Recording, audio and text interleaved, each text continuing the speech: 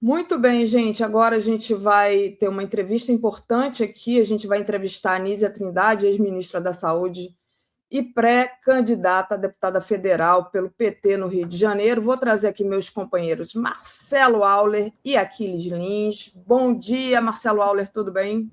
Bom dia, Daphne. Bom dia, comunidade. Bom dia, Aquiles. É um prazer fazer o programa com você. E eu quero aqui, de público, mandar os parabéns para o Joaquim, pelo aniversário dele hoje. Boa. Tá? Vamos lá. Bom dia, Aquiles. Bom dia, Daphne. Boa sexta-feira para você. Bom dia, Marcelo Auler. Bom dia à nossa querida comunidade. Um feliz aniversário ao Joaquim de Carvalho. Aproveitar e fazer uma efeméride também. Hoje seria o aniversário do meu pai. Faria 76 anos de idade, se fosse vivo.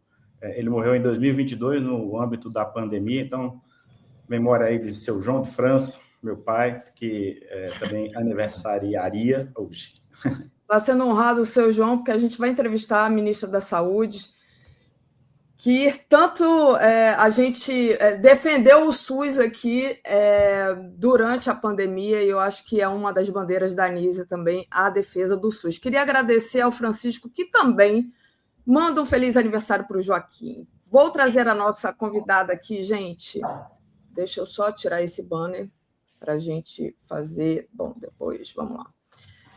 Trazendo aqui, então, a ministra Nízia. Seja bem-vinda, ministra, aqui à TV 247. Bom dia, Daphne. Bom dia, Marcelo. Bom dia, Aquiles. Muito importante, muito bom para mim estar aqui com vocês.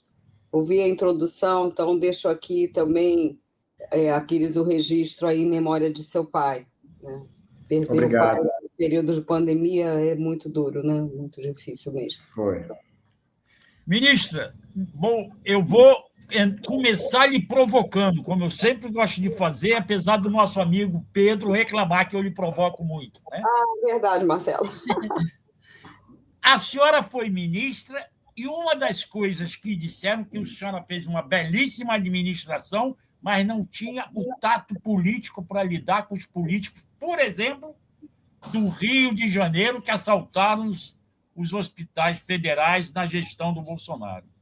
Por que, então, a senhora resolve sair candidata a deputada federal pelo Rio de Janeiro? Quer experimentar na política, é isso? Marcelo, é muito bom você falar isso. Você se referiu ao amigo comum Pedro Barbosa, com quem aprendi muito quando começava ali a luta democrática no movimento estudantil. Então, é uma trajetória de política, não é? Nem todas as dimensões da política são a política partidária. Mas, de fato, eu me dediquei minha vida à saúde pública e ao pensamento social no Brasil, né? Refletindo sobre projetos de país, essa é a minha história, e agindo também, atuando como gestora por 20 anos na alta gestão da Fiocruz, né? Vice-presidência de educação, presidência, etc. E tive esse enfrentamento da pandemia, por isso o presidente Lula me chamou para o ministério. Mas, indo direto ao ponto, eu defendo a política, eu defendo o Congresso Nacional como instituição, mas eu acredito que nós tenhamos que ter representação à altura do grande desafio que a nossa sociedade tem nos tempos de hoje, que são tempos de profundas mudanças, mudanças no trabalho, mudanças ambientais, né? E eu não tinha feito esse caminho, mas eu acho que, a partir da minha experiência e das contribuições que eu venho tendo de vários setores da sociedade, né, para além da ciência e tecnologia em saúde, a experiência do Ministério da Saúde, que eu deveria colocar essa experiência, as minhas visões sobre o Brasil e, sobretudo, a representação.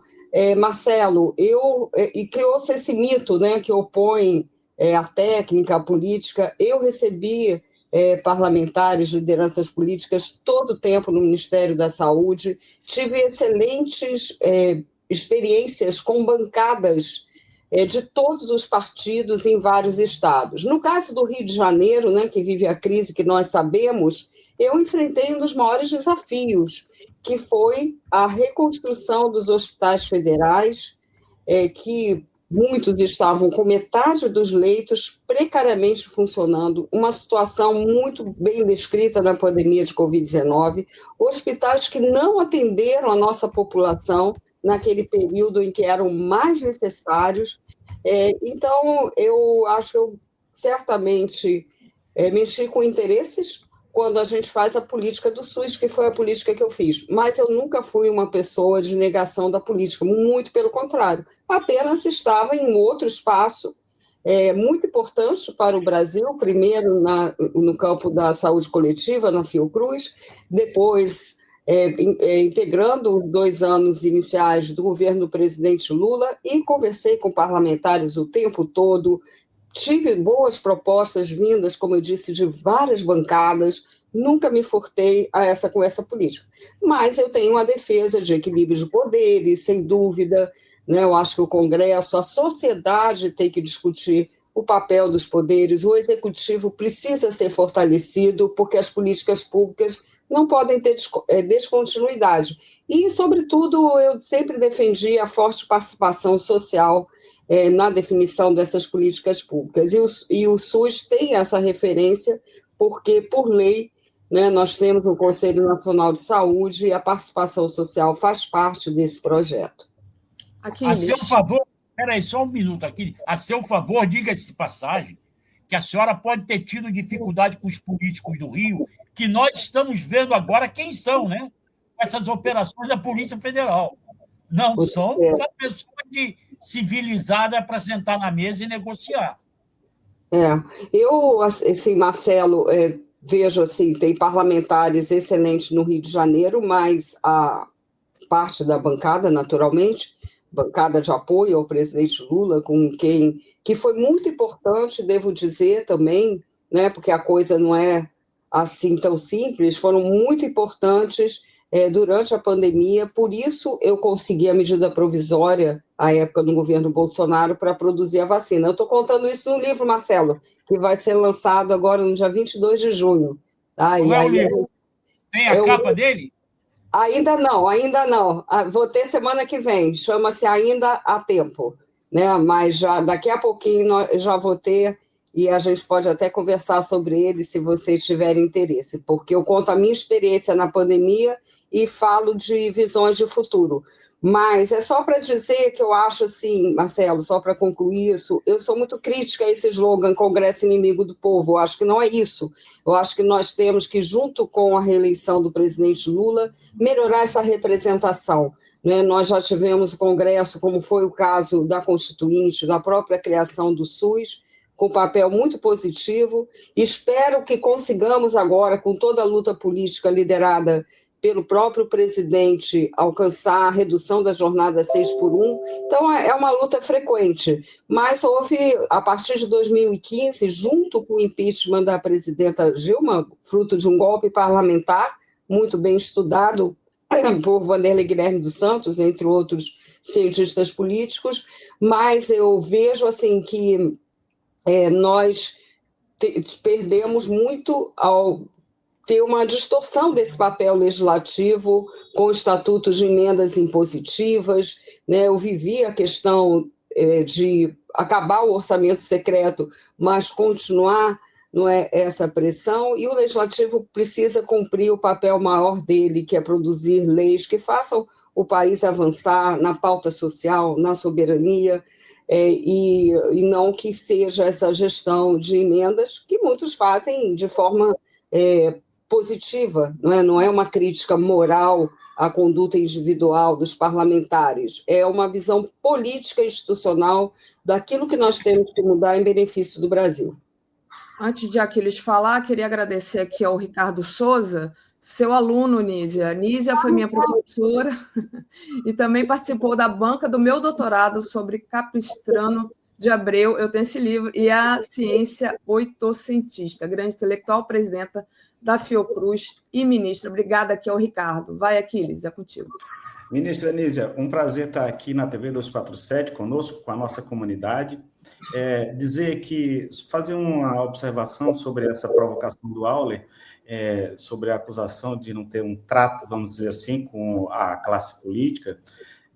essa acusação foi feita também de maneira semelhante contra a presidenta Dilma Rousseff, ministra Nízia. Então, só queria fazer... Se você foi acusada disso, a Dilma também foi. Então, isso engrandece também a sua atuação institucional, porque nós sabemos os interesses políticos, partidários, que emanam do poder legislativo e contra o poder executivo, né, que está enfraquecido, como você disse. Mas, queria falar um pouquinho, antes da gente falar sobre eleições, eu queria retomar um pouco sobre o seu trabalho, o seu legado ao país, enquanto ministra de Estado, em áreas importantes que haviam sido relegadas, negligenciadas, precarizadas pelas gestões anteriores de Jair Bolsonaro e também de Michel Temer.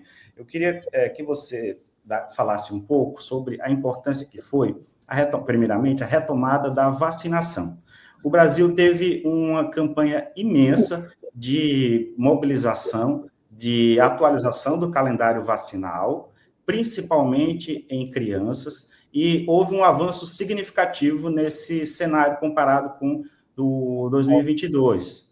Queria que você falasse um pouquinho sobre isso, sobre como você recebeu o país que estava recém, e ainda existe hoje, negacionista mesmo, e se jactando disso, né? Que montanhas você moveu, enquanto ministra, do ponto de vista das políticas públicas, para retomar esse hábito que já era consagrado da nossa sociedade brasileira, que é o de se vacinar, né, contra diversas doenças? Ótimo, Aquiles. De fato, eu acho que foi o que eu considerei assim, o primeiro resultado de impacto importantíssimo da minha atuação como ministra da Saúde foi a retomada de coberturas vacinais em algumas vacinas, chegando próximo à meta de proteção, em outras avançando. Em 16 das vacinas das 17 do calendário infantil houve avanços. Entre elas, eu destaco o certificado de eliminação do sarampo no Brasil, e que significa não só vacinação, mas vigilância. Por isso, nós vemos tantos alertas em relação ao sarampo no país. Isso é uma política do Ministério da Saúde, né, que envolve vigilância, comunicação. Mas eu preciso dizer que, de fato, o Brasil estava entre os 20 países que menos vacinavam crianças. Imagina o Brasil, que foi líder no processo de erradicação da varíola no mundo, exemplo para todo mundo, isso vindo desde a década de 70. Vacina nunca foi tema de ser de esquerda ou de direita, né? A gente discutia projeto nacional, o papel do Estado, indústria nacional, né? E eu sempre nessa defesa e posições liberais contrárias a isso, mas não colocar, como faz a extrema-direita hoje no Brasil, nos Estados Unidos, a vacina como instrumento de luta política. Isso, de fato, é um grande risco para a sociedade, isso que é o mais importante dizer, não é? E no caso do Brasil, eu fiquei assim, muito, muito comovida mesmo de ver essa retomada que continua, né? Felizmente, política pública leva um tempo, né? Principalmente para fazer efeito, e foi muito bom ter conseguido isso. Foram todas as energias nesse processo. Como isso é possível? Temos que pensar, o Brasil, a gente fala isso, mas é bom repetir, não só é um país continental, mas é um país desigual regionalmente.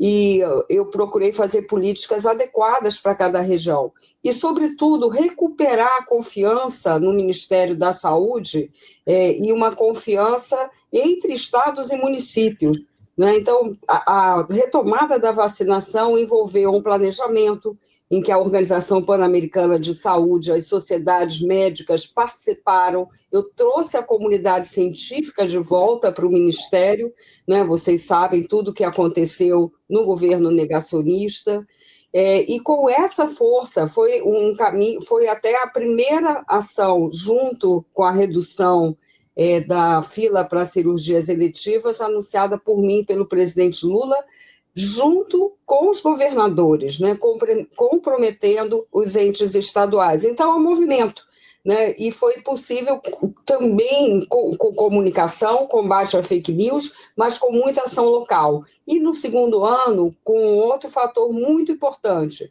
que é a aliança com saúde e educação, com vacinação nas escolas. Isso tem um efeito extraordinário. Inclusive, na retomada, eu aproveito para falar aqui, nós estamos no processo de vacinação para a influenza, então, muito importante, né, aquela proteção contra a gripe, que as pessoas se vacinem, e nós estamos sistematicamente falando da vacinação contra o vírus HPV, e isso vale para meninas e meninos, né, de 9 a 14 anos, a importância de se fazer essa vacinação que agora é em dose única. Isso é muito importante, protege contra câncer de colo de útero e outros tipos de câncer, também no caso dos meninos. Então, eu quero, assim, realmente ressaltar que é SUS, na verdade, que faz isso. Ministra, integrada.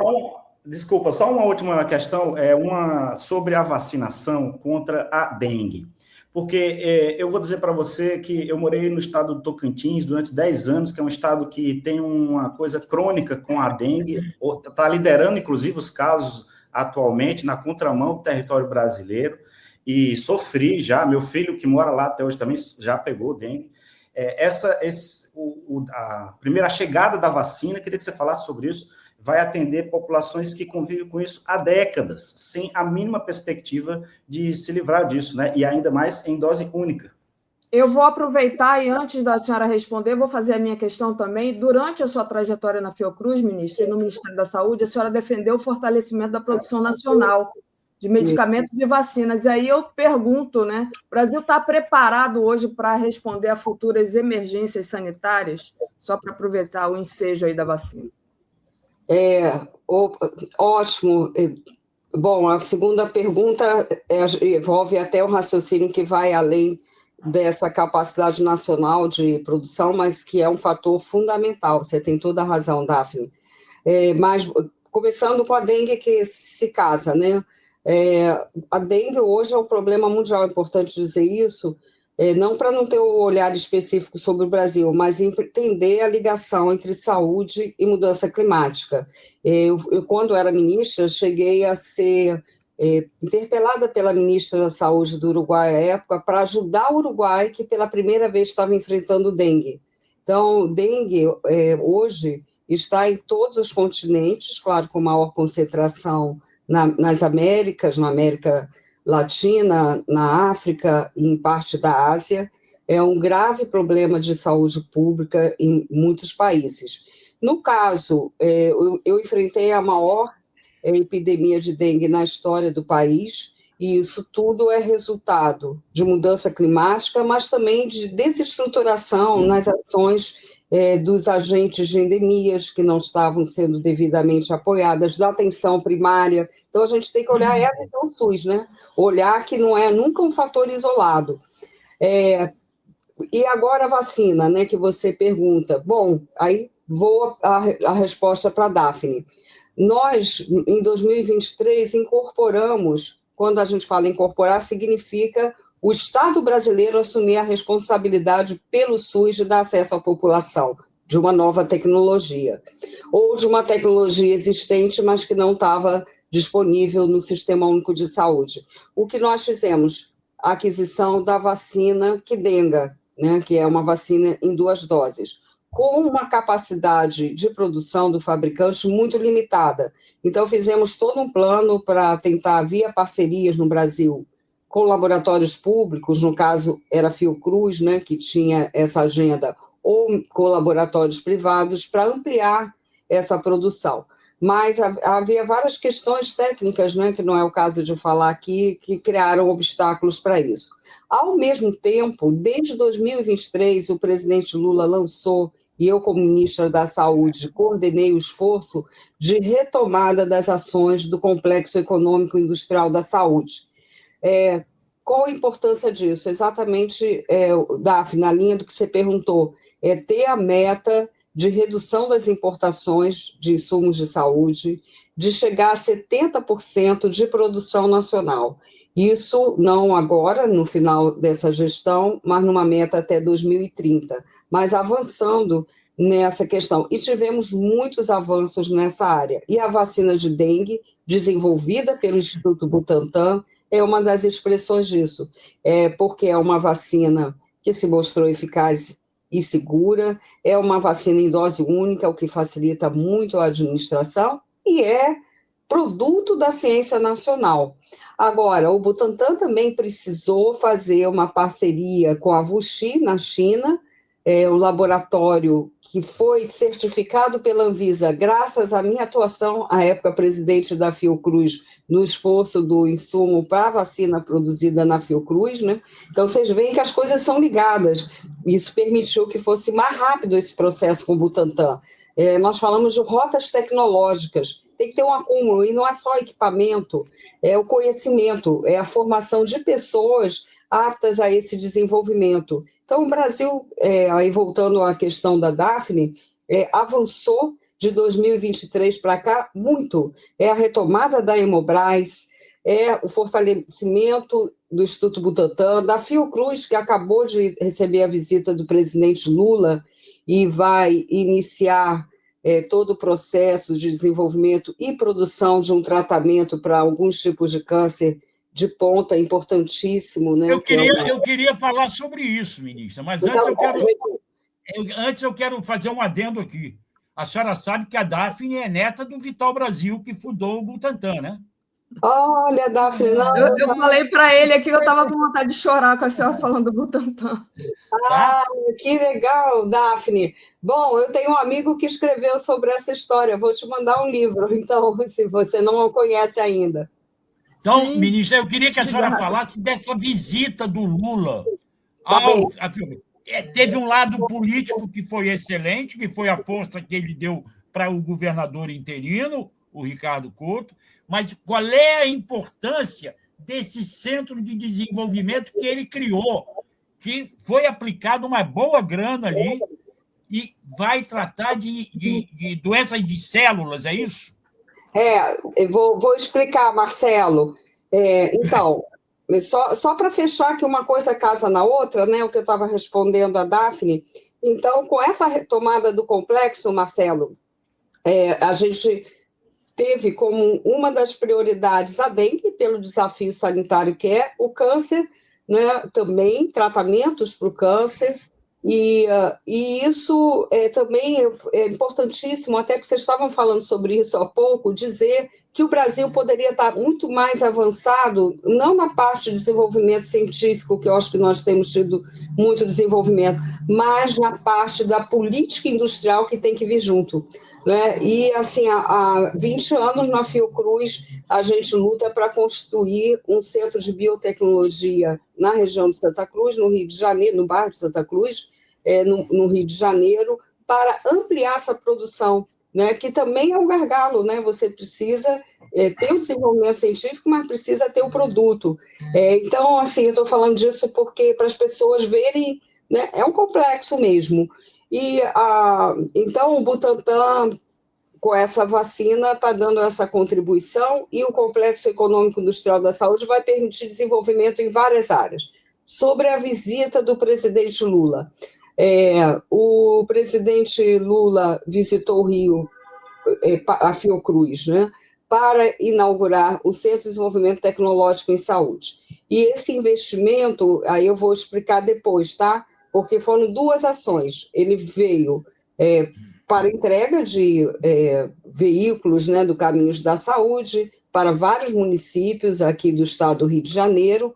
Aí a Fiocruz, nesse caso, foi mais um lugar de acolhimento para que as prefeituras pudessem receber, mas uma ação também importante, e visitou a Fiocruz para inaugurar o Centro de Desenvolvimento Tecnológico em Saúde e também a área onde vão ser produzidas tecnologias de ponta, tecnologias avançadas, né, que é o termo que usamos na saúde, para vários tipos de problemas de saúde. E essa tecnologia, esse investimento que foi anunciado, é sobretudo para essa tecnologia. E que eu vou explicar agora. No caso do Centro de Desenvolvimento Tecnológico em Saúde, é um projeto também de 20 anos, que teve vários problemas aí ligados à questão da dificuldade de nós fazermos inovação no nosso país. Isso vai além de governos, mas o presidente Lula muito determinado a superar esses gargalos, e também o Ministério de Gestão, pela inovação e gestão, né, até o nome inovação da gestão, né, para que a gente possa ter mais agilidade na política pública. Eu acho que esse também é um ponto para a gente discutir quando a gente defende um projeto nacional e um projeto também para o estado do Rio de Janeiro. Então, esse centro, o que vai fazer esse centro? Parcerias estratégicas para o SUS. Então, tem um andar que vai ser todo dedicado ao desenvolvimento de novos produtos. Não é que a Fiocruz vai desenvolver tudo, mas um centro de uma universidade vai poder estar lá com um pesquisador da Fiocruz, com o setor industrial, da área privada, que possa ajudar nesse desenvolvimento. Então, são parcerias a partir do Foco SUS, que foi o que nós fizemos também no Ministério da Saúde. Um alinhamento de toda essa ciência e tecnologia em saúde para as necessidades do SUS, e na parte de pesquisa científica, pesquisas que nos ajudem a entender os grandes desafios de hoje, envelhecimento da população, crise climática e saúde, enfim, e novas tecnologias e tecnologias de informação e seu impacto na saúde, né? Só para fazer um resumo da visão conceitual sobre isso.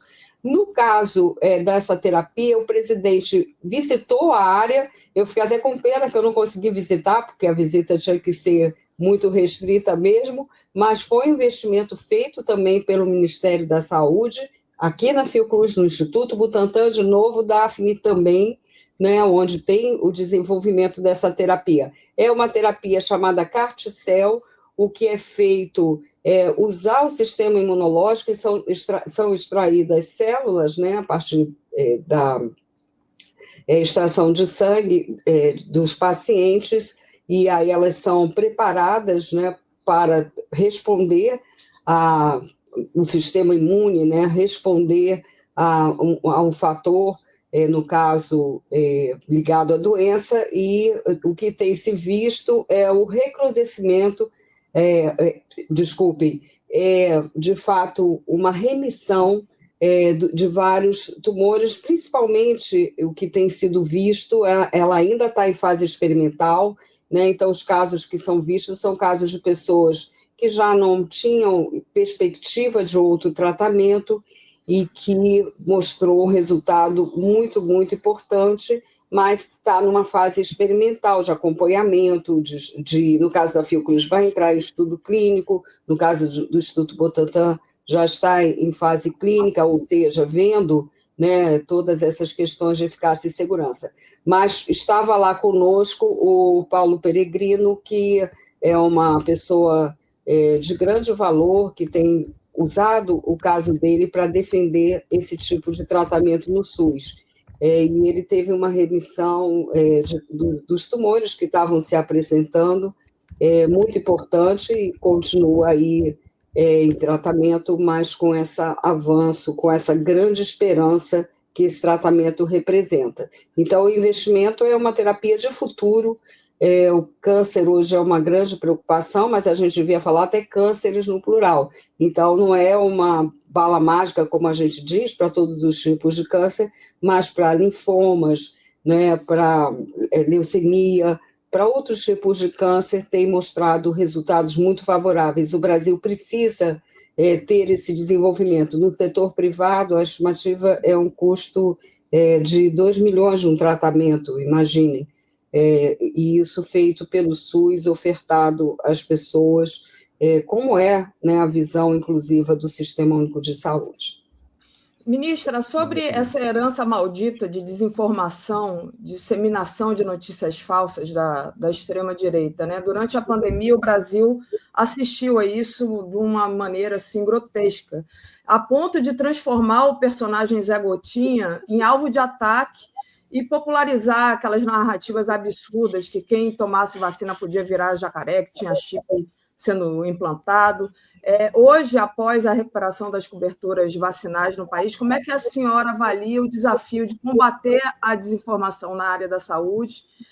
Que papel teve a ciência, a comunicação pública e símbolos aí, como o Zé Gotinha, nessa reconstrução? O que a senhora acha que precisa ser feito para melhorar esse aspecto? E, Daphne, eu acabei não respondendo a sua pergunta sobre a preparação para novas pandemias, né? Isso. Entrou a pergunta do Marcelo. Eu vou discutindo isso no livro que vou lançar também, o título do livro ainda há tempo, a pandemia de Covid-19 e a transformação do futuro, né? Então, é nós pensarmos que o futuro também, a visão de futuro, o que nós vamos ser, depende de um projeto transformador. Mas o Brasil, ele não vamos dizer que ele esteja totalmente preparado, porque os desafios são imensos, mas houve avanços consideráveis. Avanços no complexo da saúde, como acabamos de falar, avanços no campo da vigilância, era uma área que estava totalmente fragilizada. Nós fizemos isso, inclusive, com um relatório externo da Organização Mundial da Saúde, apontando onde devemos aperfeiçoar. Então, há aperfeiçoamentos a serem feitos, mas o Brasil tem condições, com a reestruturação do SUS, e também no campo da atenção, mobilizar essa capacidade, né, capacidade de mobilização de leitos, capacidade técnico-científica de uma forma mais célere, porque o Ministério da Saúde foi fortalecido também, né? Agora, nada disso é dado. Então, são duas questões. Eu defendo que haja uma legislação para a saúde, para emergências sanitárias adequada. Então, essa é uma carência. Tem 2 projetos no Legislativo e está em discussão com uma iniciativa do Ministério da Saúde também, e com assessoramento de pessoas pesquisadores que contribuem, né, para essa discussão no campo da preparação e resposta para pandemias e prevenção também. Então, acho que precisamos avançar na legislação, então é uma das pautas que quero levar. E por que eu digo isso? Para que já esteja estabelecido, por exemplo, a proteção social em situações que as pessoas precisam se isolar. Porque uma pessoa de classe média tem mais facilidade de adotar o fica em casa, naturalmente, do que alguém que trabalha na rua, e isso foi visto, não é, em todo mundo, e que não pode ter essa condição protegida. Então, medidas de proteção social, a capacidade do Estado requisitar leitos. Então, são várias questões que precisam estar no instrumento legal. Mas isso também não é suficiente, né? Nós vimos que a ação imediata dos governos, ela foi fundamental. Uma ação baseada em comitês científicos, comitês interdisciplinares, porque a pandemia tem várias dimensões, ela vai do biológico ao social, que impacta na transmissão. Nós vimos isso claramente, infelizmente, em Manaus, a grande, terrível tragédia humana, né? Eu tenho um instituto importante da Fiocruz na Amazônia, sediado em Manaus, e que é o Instituto Leônidas e Maria Dini. Eu acompanhei de perto todas aquelas questões, né, no diálogo com os meus colegas lá. Então, de fato, eu diria que nós avançamos nessa preparação, mas precisamos disso, mas precisamos de um governo que defenda a ciência, né, que se apoie na ciência e que proteja a população. São as duas coisas. Então, não é só o negacionismo, é o negacionismo e, como disse o filósofo Renato Giannini, é a falta de compaixão, né? É você debochar de alguém que está sem oxigênio, né? Então, assim, eu acho que são questões que a gente precisa dizer também, porque senão a gente joga a luz num canto e bota o outro na sombra, né? A gente precisa ter essa visão realmente integrada de conjunto. Então, acho que isso em relação à preparação, que é um tema muito importante. Mas você tinha feito outra pergunta, Daphne, e aí eu... Sobre a desinformação, né, o combate à desinformação. importantíssimo. Então, primeiro a gente tem que entender o negacionismo, né? Porque você não combate bem, não enfrenta o problema se você não entende a sua dinâmica.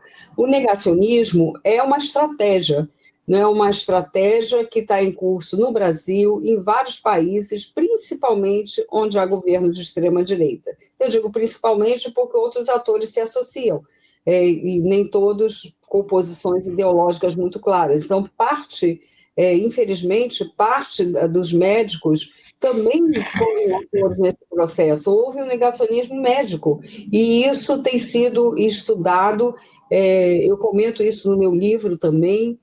Há estudos que demonstram que não tem absolutamente nada a ver com uma baixa formação profissional. Muitas vezes são médicos com formação em boas universidades, com pós-graduação, com currículo expressivo, mas que por razões que precisam ser melhor estudadas, como eu disse, e há pesquisas em curso sobre isso, seja pelo esse movimento político que acaba se sobrepondo à visão médica, seja por estrelato, né? Então, o caso famoso é do médico que propôs o uso da hidroxicloroquina. Propôs, não, disse que em 6 dias as pessoas estavam curadas, né? Que foi o que desencadeou toda essa onda de cloroquina e hidroxicloroquina. Mas, rapidamente, aí a gente vê o mundo em rede, rapidamente a Fox News nos Estados Unidos começou a propagar aquela terapia,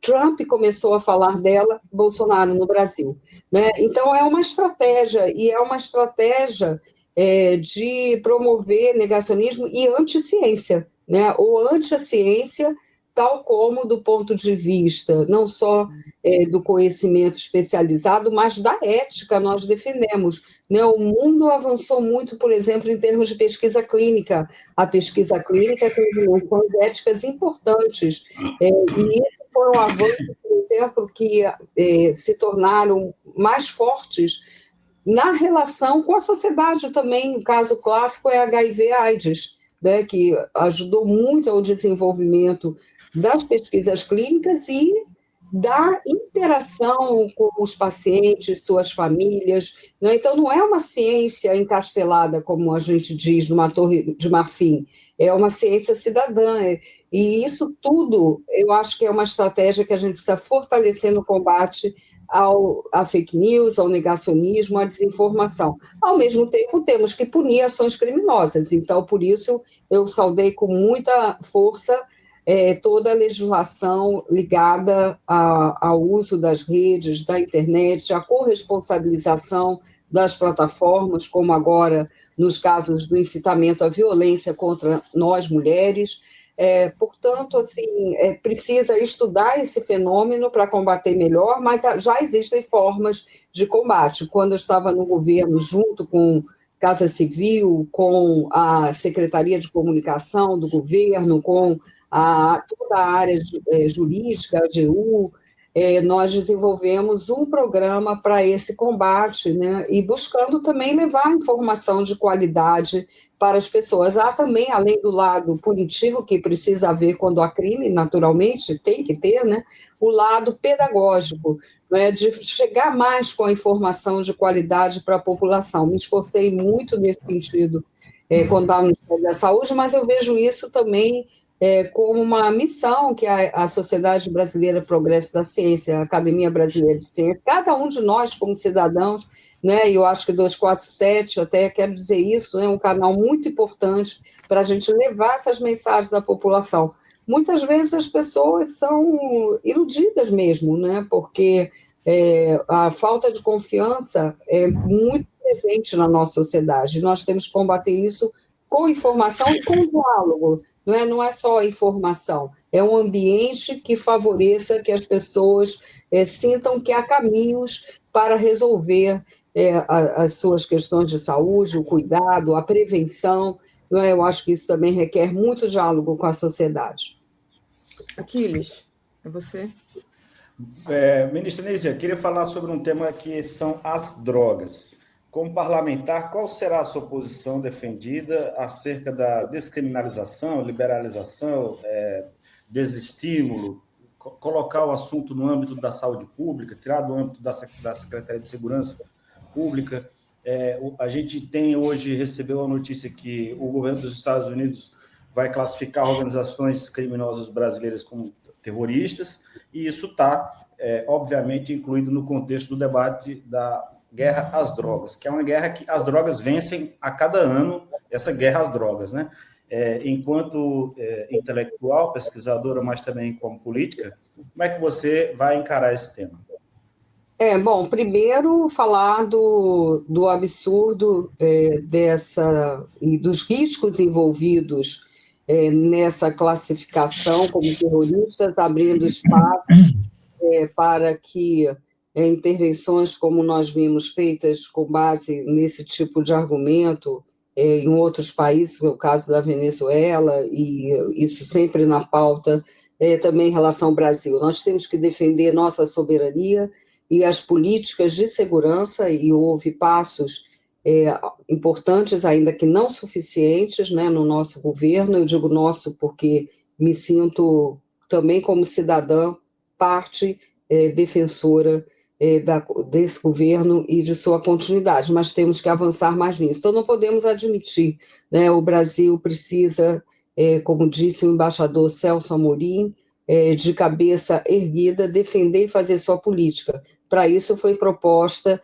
um pacto nacional de segurança, um sistema de segurança de forma coordenada, muito esperado no SUS, né? O SUS é uma política exitosa, para além de ser uma política de saúde, é uma política com uma visão nacional, com uma visão de integrar os diferentes entes, né, da federação e os níveis de governo. Então, eu acho que esse é o ponto principal neste momento.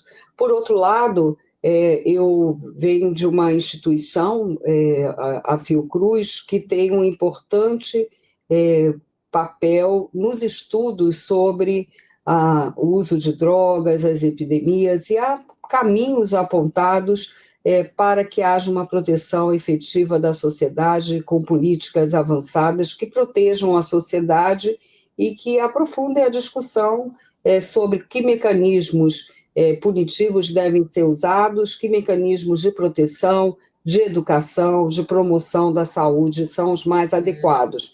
Então, como parlamentar, e nesse momento, que espero conseguir, né, chegar lá, depende aí do processo que vamos viver daqui a pouco de campanha, propriamente dita, como parlamentar, eu quero me basear nesses estudos, dialogar com a sociedade, para, nesse processo aí, defender aperfeiçoamento da nossa legislação.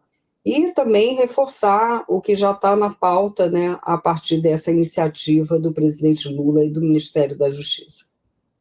Marcelo, está fechado seu microfone. Não, está aberto, já abri, pode falar. Eu queria trazer um assunto que foi uma leitora nossa que trouxe do Rio Grande do Sul, embora depois eu queira falar também sobre a sua participação no Congresso, porque tem vários internautas perguntando por que não existe uma bancada da saúde. Tem bancada evangélica, bancada católica, bancada da bala, bancada da segurança, não tem bancada da saúde. Mas aí é uma questão. A nossa leitora, a Zélia, diz assim: ministra, a terceirização do controle dos postos de saúde de CAPs aos hospitais privados pelas prefeituras em Porto Alegre não deu certo. Muita rotatividade de médico. Isso deu resultado? Passar os hospitais federais do Rio de Janeiro para a prefeitura e para aquela outra organização, se eu não me engano, Conceição, se eu não me engano, não me lembro o nome, deu resultado? Não era para a saúde ficar na mão do próprio Ministério, ou o Ministério não precisa controlar a unidade de saúde? Perfeito, Marcelo. Ótima essa questão. O Ministério não deve, porque não tem condições e nem faz parte da lei do SUS que o Ministério seja esse gestor direto da saúde. Num país como o nosso, é muito importante que haja essa descentralização, e isso estava no espírito do SUS. Isso é um lado da questão. O outro lado é a capacidade do Ministério coordenar, que foi o que eu busquei fortalecer, como disse aqui, induzir com políticas, não é? Eu dei início a esse programa, atualmente na gestão do ministro Padilha, denominado Agora Tem Especialistas, então, acho que muitas políticas apresentaram resultados robustos. No Agora Tem Especialistas, né, a base que a equipe, né, porque isso foi formulado por uma equipe técnica, naturalmente, utilizamos, foi experiências concretas em que o paciente não tem que peregrinar, né, da unidade de saúde, aí fica um tempo longo esperando o especialista, um exame, e quando é necessário uma cirurgia. Então, trabalhamos muito no sentido de que o atendimento tenha um processo em que haja o acompanhamento desse paciente por todo, né, do cidadão, melhor dizendo, que paciente, da cidadã. Então, acho que essa foi a nossa tônica, né, antes de chegar nos hospitais federais do Rio de Janeiro. Então, o Ministério da Saúde não tem que fazer gestão hospitalar direta, porque não faz bem, não tem como fazer bem, né? E o próprio SUS define isso, né? Define a descentralização, define ao município o papel central na atenção primária à saúde, os municípios de maior porte também com a possibilidade da assistência hospitalar, de médio porte e de grande porte, e o Estado também com um papel nessa assistência. Então, é muito importante a gente saber isso. O Ministério da Saúde só faz assistência direta a um setor importantíssimo na nossa população, que são os povos indígenas, por demanda dos povos indígenas, que temem que, se ficarem sob a égide de prefeituras, não sejam atendidos, né? Então, isso foi uma política construída por demanda dos próprios povos indígenas. Quando eu fui para o Ministério da Saúde, né, essa era uma preocupação e trabalhamos muito nesse fortalecimento. No caso dos hospitais federais do Rio de Janeiro, a situação já apontada na CPI da Covid é uma situação de absoluto descalabro que eu, por ser do Rio de Janeiro, conheci muito de perto, até porque durante a pandemia eu procurei fazer até uma cooperação com a disposição da Fiocruz, estar ali junto, ajudar de alguma forma a que os hospitais pudessem atender pacientes de Covid, e isso não aconteceu, né? Naquele processo, o Hospital Federal de Bom Sucesso sofreu um incêndio com morte de pacientes.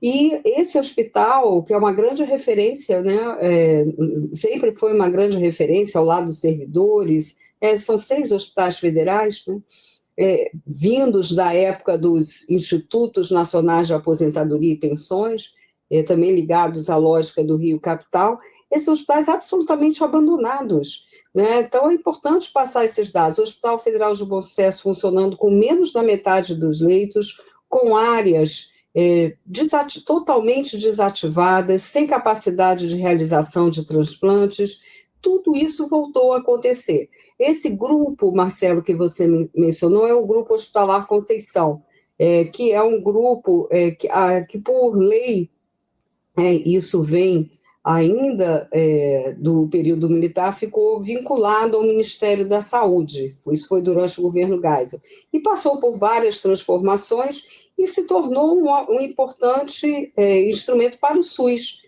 no estado do Rio Grande do Sul, com muita capacidade, com muito compromisso.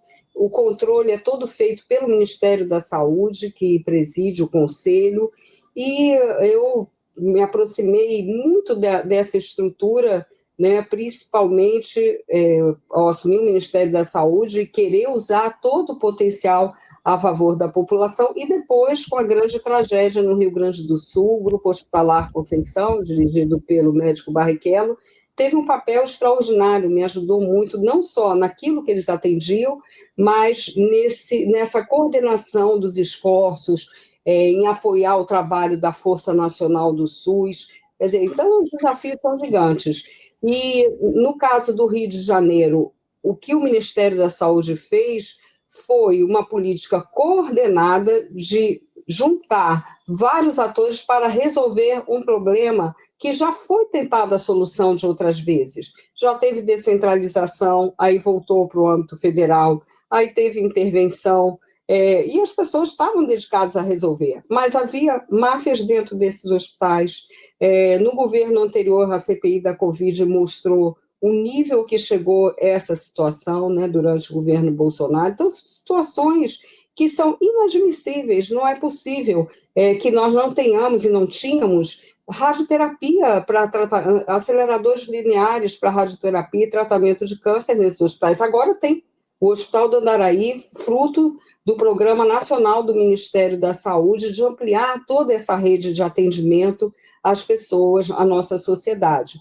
Então, o que foi feito foi um aumento dos recursos de forma permanente para o município do Rio de Janeiro, nos 2 hospitais que foram descentralizados pela Prefeitura, o Cardoso Fontes e o Hospital do Andaraí, e no caso do Hospital Federal de Bom Sucesso, essa gestão por parte do Grupo Hospitalar Conceição, que é vinculado ao Ministério da Saúde. E tem dado certo, mas tem que ser acompanhado permanentemente, né? Porque leitos foram reabertos, tratamentos voltaram a ser oferecidos, a população voltou a ser atendida. Temos sempre que ter um olhar para os trabalhadores e trabalhadoras da saúde, que as condições sejam as melhores, que haja investimento na formação, mas na qualidade de trabalho, de remuneração desses profissionais, né? Então, isso tem que ser sempre um ponto de atenção, e o Ministério da Saúde também, durante a minha gestão, e isso continua, fez muito nesse sentido de promoção, de mesa coletiva para tratar com os trabalhadores e trabalhadoras do SUS. Por fim, eu queria dizer que há também um grande projeto em curso de associação entre o Hospital dos Servidores e o Hospital da Unirio, da Universidade. Eu tive muitos diálogos com a Unirio, com a EBSER, dirigida hoje por um ex-ministro da Saúde, o ministro Arthur Quioro, e criei um grupo para acompanhar todo esse processo com as pessoas mais engajadas no SUS. Então, a visão que prevalece nesse processo do Rio de Janeiro é uma visão SUS, e tenho certeza que isso continuará se elegermos gestores, né, comprometidos com esse processo. E, por fim, o Hospital da Lagoa, que será, aí no caso, uma parceria com a Fundação Oswaldo Cruz, principalmente com o Instituto Nacional da Saúde da Mulher, da Criança e do Adolescente. Então, o que eu fiz foi mobilizar, né, toda a capacidade de pensamento sobre o SUS, de melhora do SUS, de atores e instituições que pudessem contribuir nesse processo para resolver o problema e dar sustentabilidade financeira. Então, é isso que eu estou falando também. Não é passar simplesmente, olha, vire-se, agora é seu. Não, isso não ia adiantar nada. Só para dar mais um dado, o Hospital do Andaraí, por exemplo, não tinha cozinha funcionando, né? Eu fui à inauguração com o presidente Lula e o ministro Padilha, não tinha cozinha funcionando. Por quê? As pessoas se beneficiavam de vender quentinhas. Isso por anos. É inadmissível isso, entendeu? Eu acho que, assim, nós que defendemos o SUS, defendemos mais financiamento, apoio para nós, cuidado de qualidade de ponta para a sociedade e uma gestão que seja uma gestão comprometida com isso. E é possível fazer. Eu acho que a minha atuação demonstrou que é possível fazer, e essas ações continuam agora com o ministro Padilha. Ministra, queria agradecer aqui ao nosso perfil Lucas Sottesbelgen-Hennes, e agora me embolei aqui para ler o nome, mas ele diz, ministra, está renovando aqui o status, obrigada.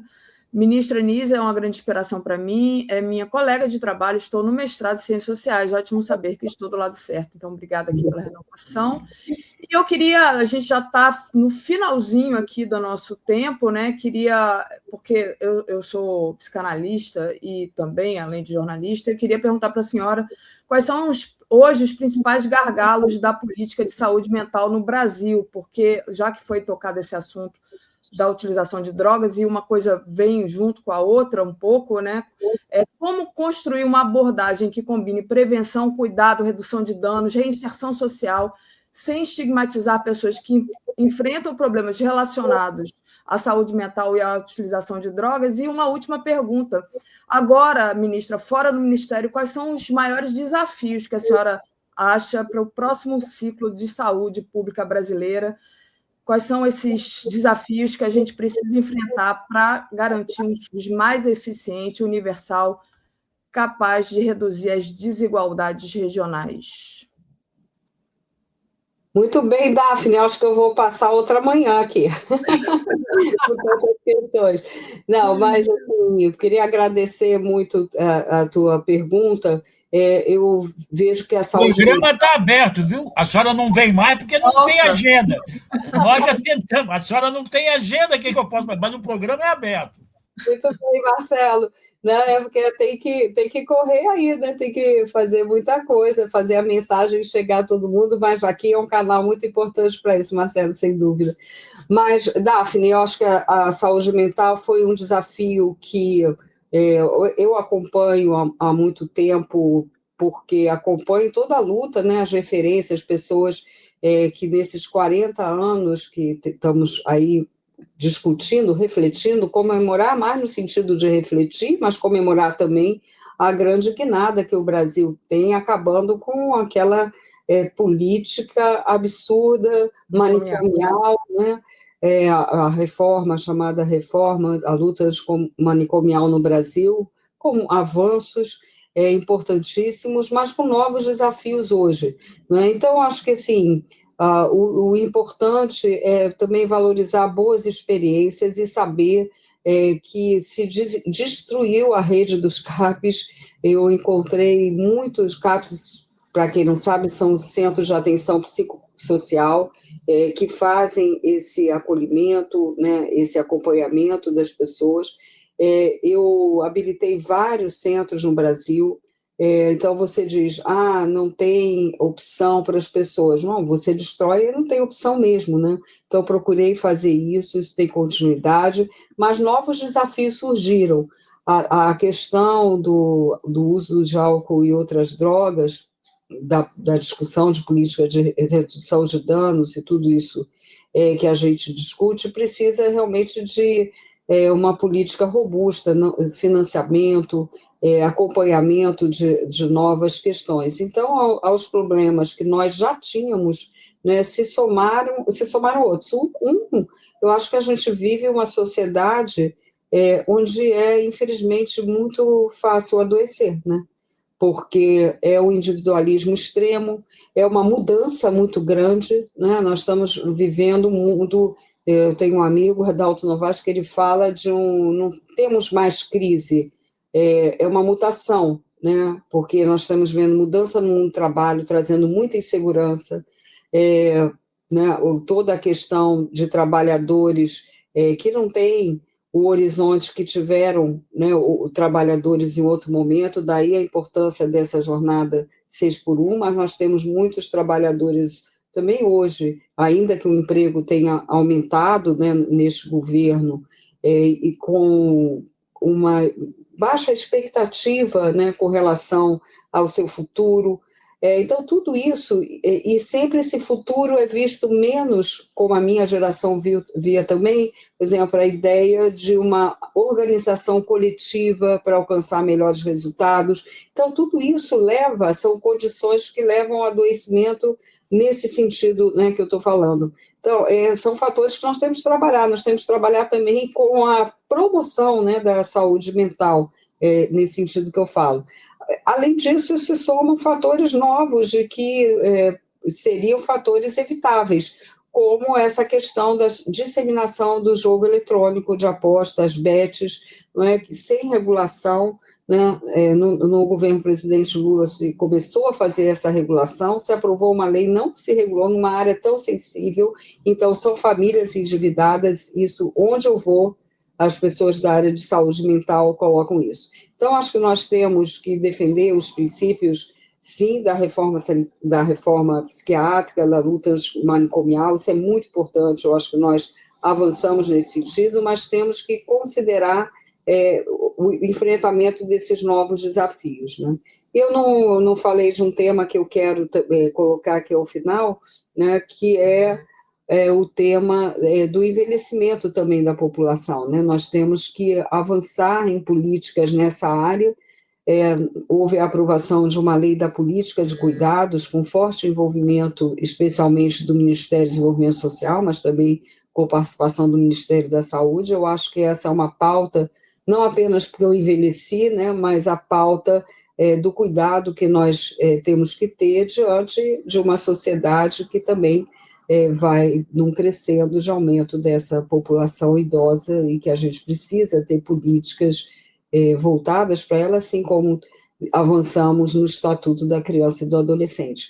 Mas, enfim, são tantos temas da saúde, né? Falar de saúde é falar de proteção, é falar de vida, mas é também falar de criação, de economia, de cultura, né? Porque saúde está muito ligada a uma sociedade que promove o bem-estar, né? E aí, de fato, acho que o Congresso tem que ter um papel aí muito importante nesse trabalho.